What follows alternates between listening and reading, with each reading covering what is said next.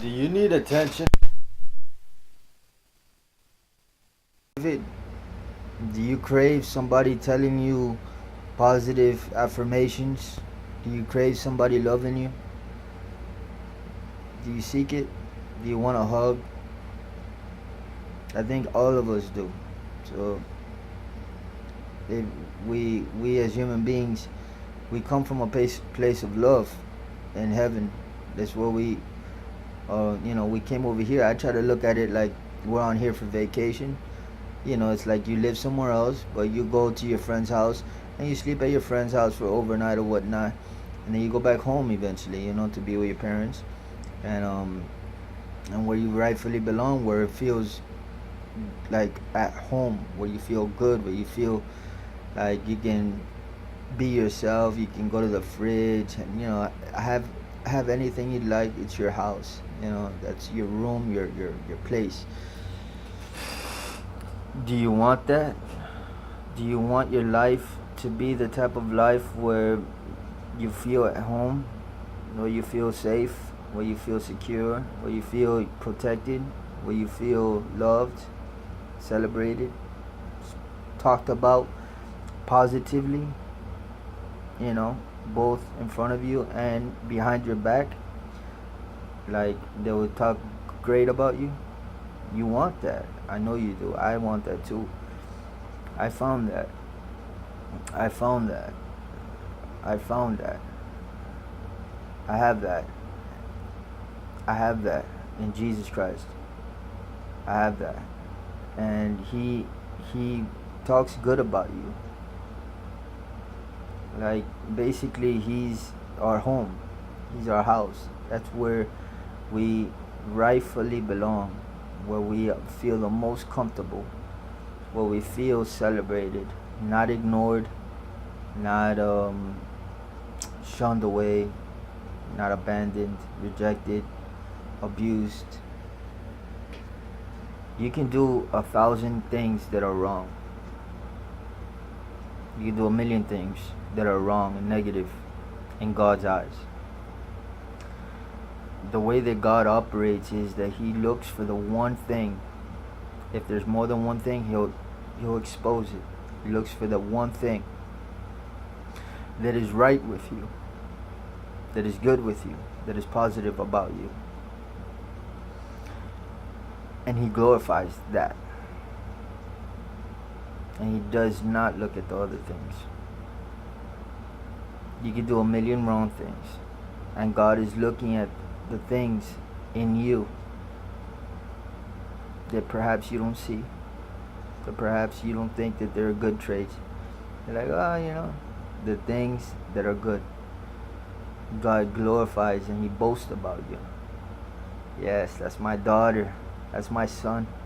I've heard God say things like that about me. He's a wonderful God that He's love. God is love. A lot of people don't know Him. A lot of people don't know this that I'm saying right now. Nevertheless, it is the truth. The devil works overtime to try to get people not to see that, to try to blind people from the truth, to try to get them away from Jesus. There you will find every satisfaction that you're longing for. The water, the embrace, the awesomeness that life is. That when you view other people and you're like, man, those people look happy. I wish I could be happy. I promise you with all of my heart, I tell you the truth, I promise you with all of my heart, Jesus Christ would radically transform everything about you when you accept Him and when you receive Him. All the bad things, they go away when you receive Him. And that's what happened for me. All the bad things, and I had almost nothing that was good. I had everything that was bad. I did everything that was bad because I was taught and brainwashed by the world that it was good to be bad. So I got really good at being bad. and I started to decay. I started to rot away from within. I lost my identity. I lost my mind. I felt I was in prison, in hell. I received a lot of suffering just because I was trying to gain. I was feeding pride. I was feeding ego. I was basically glorifying myself in pleasure, and I was seeking all the other things in this world that produce death. Temporary pleasure produces death. Seek the eternal things, and you'll receive life. Don't So it's Jesus Christ. He's our Savior.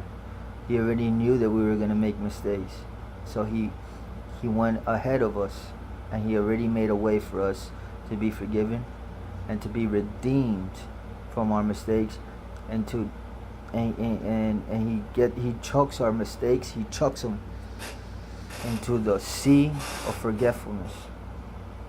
As far as the east is from the west, that's how he chucks them, and he forgets about it as if you never did it. But even better than that, you feel forgiven. You're at peace with yourself. You know the guilt and the shame that weighs us down when we do something we weren't supposed to do? That guilt in our conscience telling us you shouldn't have done that. That wasn't the right thing to do. He can wipe that away and make you white as snow. Well, how beautiful, man. Like, he's so awesome. And he's here for all of us. And he's so great. I'm telling you, he's not a fantasy. He's not a fairy tale. He may be invisible, but he can make himself physical for you to see him. If he wants to, if you ask him to, he can do that. He's God. He can do all things. So, invite him into your life. I promise you, without a doubt, you'll never be the same. And you will go to heaven to be with him. It's a win-win/win situation. You can't lose with Jesus. I bless you. Go get your attention. Go get your hugs. Go get your kisses. Go get your love. Let yourself be got by God. He knocks. He doesn't barge in. He knocks. And if we let him in, he comes in. He knocks. He's awesome. I testify that God is great. But we have to go to him so that we can see how great he is. Don't ask me how things work. I'm still trying to figure it out myself. All I know is that he works. We're all looking for something that works for us. Like the perfect tool, the perfect fulfillment. Like what is it out there that works? I need it. I want it. I crave it. I'm desperate. I swear to God. I swear to you, Jesus Christ is so good. He works. If you want the key to unlock all your problems, I promise you that he is that key. Enough said.